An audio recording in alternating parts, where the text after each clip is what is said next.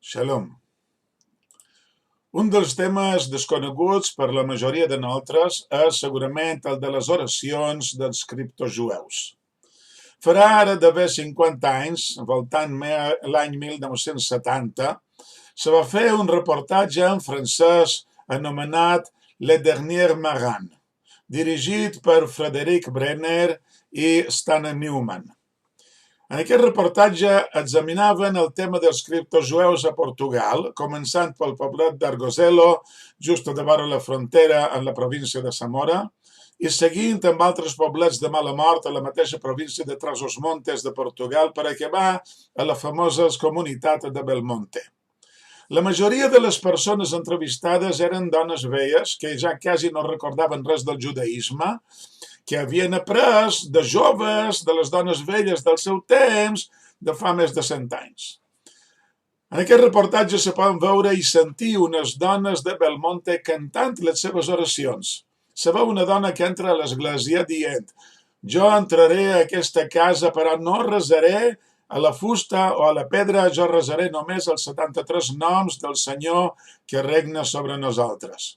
No sé d'on s'ha tret això dels 73 noms, però bé. A continuació se veuen més persones resant, principalment les dones, que eren les encarregades de transmetre els coneixements de la religió. Així, tots els seus coneixements, fins i tot els dels temes més bàsics del judaïsme o de la Bíblia, eren molt pobres i distorsionats, com dir, per exemple, que la sortida d'Egipte fou en temps de la Inquisició. Què havia passat mentrestant a Mallorca? El tema dels xuetes o dels criptojueus de Mallorca va ser descobert pels turistes jueus que arribaven a la nostra illa i se n'adonaven que hi havia jueus, així tothom els denominava, que anaven a l'església i que havien estat condemnats per la Inquisició. Un investigador americà, un jueu anomenat Baruch Brownstein, escriviu un llibre molt interessant en el començament de l'era nazi, que fou traduït al català com Els xuetes de Mallorca, subtitulat Els conversos i la Inquisició de Mallorca. L'original anglès va ser publicat l'any 1936 i per segona vegada l'any 1971. La traducció catalana va ser publicada l'any 1976 per la Biblioteca de Cultura Catalana, l'editorial Curial. El llibre parla principalment de la famosa cremadissa de l'any 1691, amb tots els precedents i el declivi que va tenir la Inquisició després d'aquell any. Té un capítol molt interessant sobre les cerimònies jueves dels conversos. Brownstein feu una bona investigació als arxius, tant de l'Arxiu Històric Nacional de Madrid com el de la Corona d'Aragó a Barcelona, des dels que va poder reconstruir la vida dels conversos a Mallorca en els anys just abans de la cremadissa, seguint els protocols de la Inquisició. Però tinc la impressió que en aquest capítol hi menciona coses que ha après d'altres llocs i no tan sols del que se feia a Mallorca.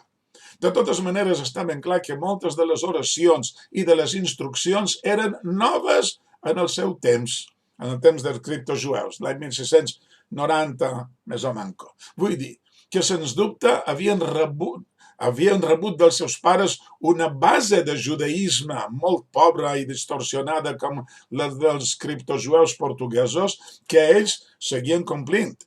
Però hi havia també adquisicions noves, fetes en els viatges d'algun d'ells a Niça, que pertanyia al ducat de Savoia, on no hi havia restriccions, i a la famosa Liorna del ducat de Toscana, que ja s'havia convertit en un port lliure 70 anys abans.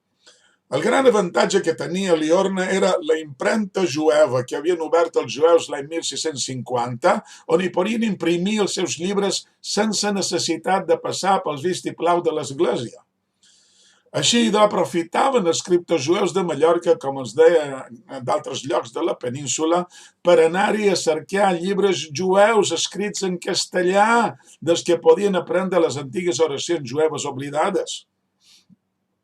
D'aquesta manera, quan revisam avui la documentació que els inquisidors van recollir del comportament dels criptojueus mallorquins, podem veure dos tipus diferents d'oracions.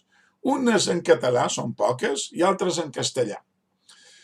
És clar que els llibres no arribaren a mans dels inquisidors, sinó tan sols les oracions que els criptojueus havien après a recitar de memòria, amb algunes lacunes lògiques i errors, i també una mescla de dues o més oracions convertides en una sola. Així, per exemple, a l'apèndix, el sisè apèndix del citat llibre de Braunstein, podem veure unes oracions molt semblants a les que podríem trobar avui en dia a un sidur, a un llibre d'oracions jueves. Aquestes, diria jo, són les noves, les que havien après dels llibres importats de Liorna. Per altra banda, n'hi ha que són completament diferents de les que coneixem avui en dia a la litúrgia jueva, recitades unes poques en català, amb influències castellanes de tant en tant, que jo diria que són les ancestrals, les que havien transmès de pares a fills. Però d'aquestes també n'hi ha en castellà, i no cal dir si les havien après en català i les traduïen al castellà per tals que els inquisidors les poguessin entendre, o si les havien après directament en castellà, no sé, és mal de saber. Un detall molt interessant és que els criptojueus portuguesos conservaven el nom de Déu en hebreu, Adonai, com única paraula en hebreu a les seves oracions. El repeteixen a totes les seves oracions, llevat de tant en tant mencionen el Deus, que és Déu en portuguès.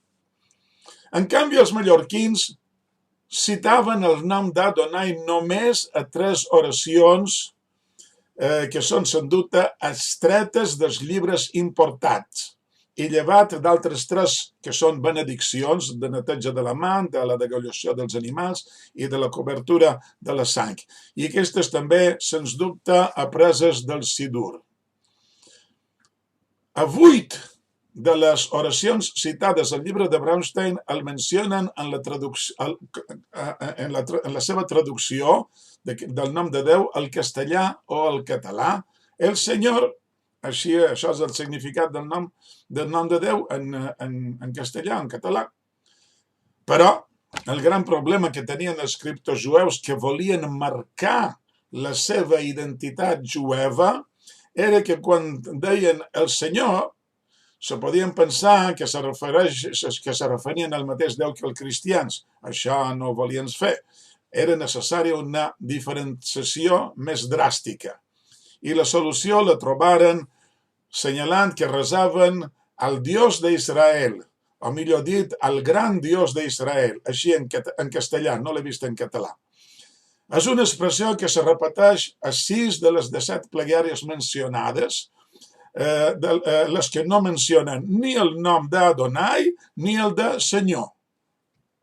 Malauradament no he vist cap altre llibre que parli d'aquest tema, que a mi me sembla apassionant. No vol dir que no existeixin llibres així, només jo, mesquinat, no n'he vist cap.